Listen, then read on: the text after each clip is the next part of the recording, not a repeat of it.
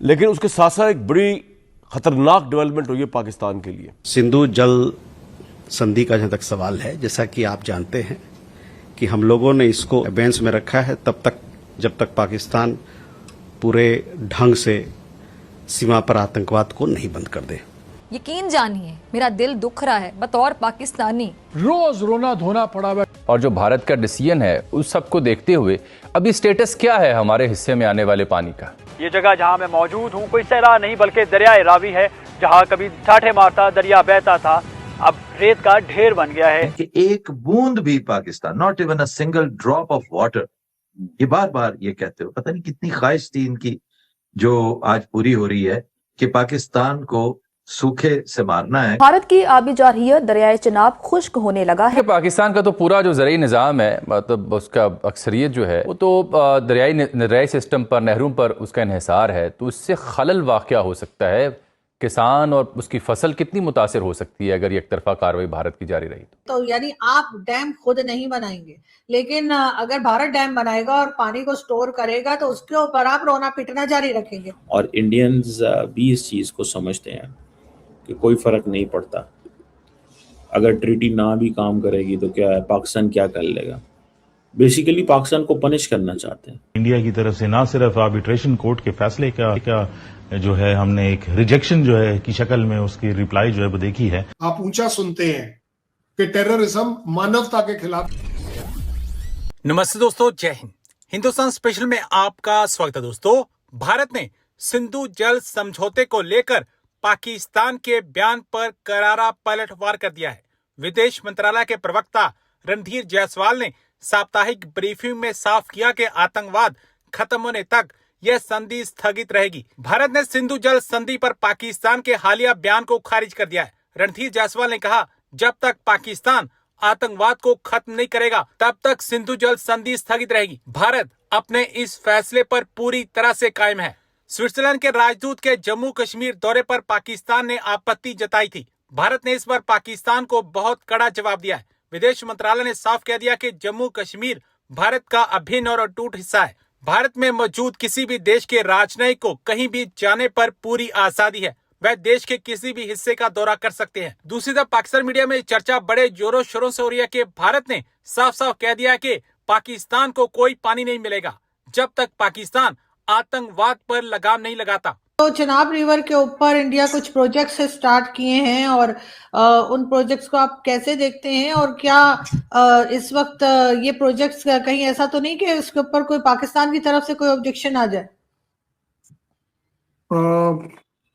मुझे लगता है कि पाकिस्तान को ये बात रियलाइज करनी चाहिए कि अगर पाकिस्तान के पास ऑब्जेक्शन करने का राइट है, एक सेकंड के लिए अगर हम लगाएं कि आपका हक बनता है कि आप कोई ऑब्जेक्शन कर पाए, तो मुझे लगता है आपको ये भी तो ग्रांट करना पड़ेगा कि इंडिया को भी हक बनता है कि विद इन दी फ्रेमवर्क वो भी कुछ कर लें। क्योंकि देखिए, ये कोई चैरिटी तो है नहीं, ये बड़ा सीधा सीधा मामला है कि जो हमारी इंडस वाटर ट्रीटी है इसमें छेड़छाड़ ना करी जाए, इसको सस्पेंडेड से आगे ना ले जाया जाए या इसी के फ्रेमवर्क में काम किया जाए, तब तो आप ऑब्जेक्शन नहीं कर पाएंगे, पहली बात।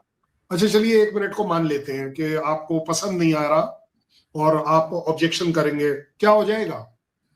अगर सही मायनों में देखें, हम भी तो बड़े सालों से ऑब्जेक्शन कर रहे हैं कि टेररिज्म नहीं होना चाहिए, आपको सपोर्ट नहीं करना चाहिए। आप अभी सॉलिडारिटी डे पर भी आप लोगों ने पता नहीं कौन कौन सी बातें कर ली, लेकिन एक्चुअली उसका ग्राउंड पे कोई असर पड़ रहा है सिवाय इसके कि वो टेररिज्म में शायद कहीं ना कहीं सपोर्ट कर दे कि चलिए जी हम आपके साथ हैं। अगर आप किसी भी चीज के साथ हैं, आप उसके लिए कर क्या रहे हैं, वो ज्यादा बड़ी बात है। मैं एक सेकंड के लिए बिल्कुल अलग तरीके की आपको बात करके बताता हूं। अगर हम कहते हैं कि जेएनके हमारा पार्ट है, तो आप जेएनके में हमारी इंप्रूवमेंट देखिए, हमारी इन्वेस्टमेंट देखिए, इंफ्रास्ट्रक्चर देखिए, मेडिकल देखिए, एजुकेशन देखिए, लिविंग कंडीशंस देखिए, प्रॉस्पेरिटी देखिए। मैं मानता हूं कि टूरिज्म कई बार अफेक्ट होता है, टेररिज्म की वजह से टूरिज्म पर फर्क आता है, बट उसके बावजूद जो सब्सिडी उस वहां मिली हुई है, अगर शिकारा वाले को 2 दिन में अगर उसका टर्न नहीं आता है तो उसको एक कंपनसेशन भी मिलता है। क्यों? दैट मीन्स के, और वर्सेस आप चाहें तो पीओके से उसको कंपेयर कर सकते हैं कि वहां क्या इंफ्रास्ट्रक्चर है, क्या नहीं है। अब अगर बात आती है कि ऑब्जेक्शन की, तो मुझे ये बताइए, ऑब्जेक्शन का मतलब हो गया आपका हक बनता है। कॉन्स्टिट्यूशन के हिसाब से भी अगर बात करी जाए तो वो आपका राइट बनता है। बट राइट आपका जब ही बनता है जब आप अपने फर्ज भी अदा करो।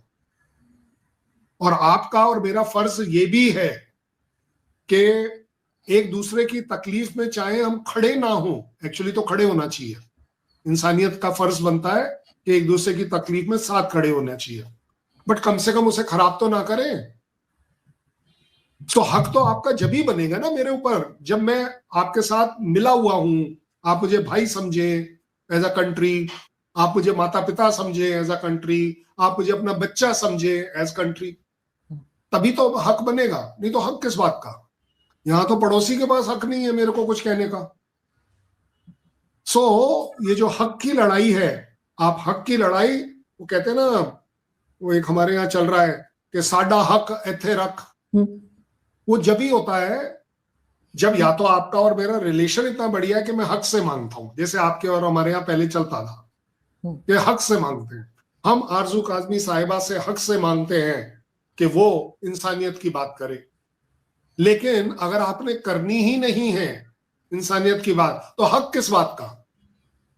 हक के ऊपर मत जाइए, फर्ज के ऊपर जाइए।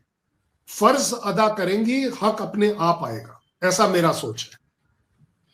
बिल्कुल ऐसा ही है। लेकिन सर साथ ही वो जो है पाकिस्तान के लिए तो ये प्रॉब्लम भी आ जाती है कि अक्सर कहा जाता है हिंदुस्तान की तरफ से कि पानी बंद कर देंगे, तो शायद इस वजह से भी एक डर, खौफ या कह लीजिए एक प्रॉब्लम जो है वो रहती है। अगर कोई इस तरह का प्रोजेक्ट भारत शुरू करे तो उसमें एक ख्याल ये भी आता है कि क्या ऐसा तो नहीं कि पाकिस्तान के लिए पानी जो है उसको बंद कर दिया जाए।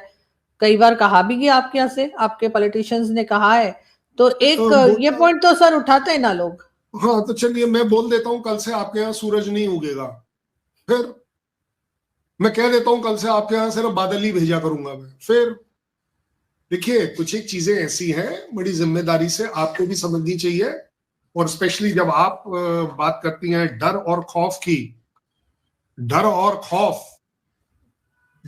खौफ अगर हमने क्रिएट करना होता इंडिया ने, तो हमारी लैंग्वेज कुछ और होती।